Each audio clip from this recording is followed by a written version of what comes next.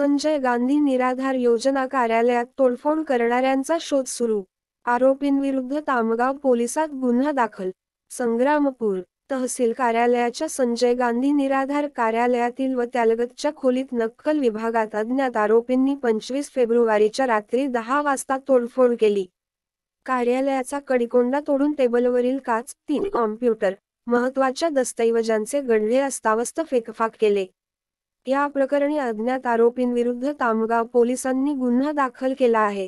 संजय गांधी निराधार योजना विभागाचे कर्मचारी संदीप खराटे कार्यालय उघडण्यासाठी 26 फेब्रुवारीला गेले असता ही घटना निदर्शनास आली. त्यांनी तहसीलदार प्रशांत पाटील यांना माहिती दिली. तहसीलदारांनी तातडीने घटनास्थळी पोहोचून पाहणी केली. वरिष्ठांनाही याबाबत माहिती दिली. अज्ञात आरोपींनी कार्यालयाच्या दरवाजाचा कडिकोंडा तोडून आत प्रवेश केला. सत्यशोधक न्यूज चॅनलच्या बातमीला आवश्यक लाईक करा, चॅनलला सबस्क्राईब करा आणि बेल आयकॉन प्रेस करा. नुकसान करण्याच्या उद्देशाने टेबलवरील काच व 3 कॉम्प्युटर जमिनीवर टाकून दिले. दुसऱ्या खोलीमधील नक्कल विभागातील दस्तांचे गढळे नुकसान करण्याच्या उद्देशाने अस्ताव्यस्त फेकले. वरिष्ठांच्या मार्गदर्शनानंतर तामगाव पोलीस ठाण्यात संदीप खराटे यांनी तक्रार दाखल केली.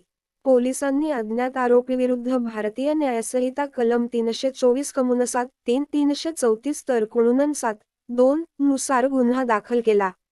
अधिक तपास ठाणेदार राजेंद्र पवार यांच्या मार्गदर्शनात अंमलदार रामकिसन माळी करीत आहेत.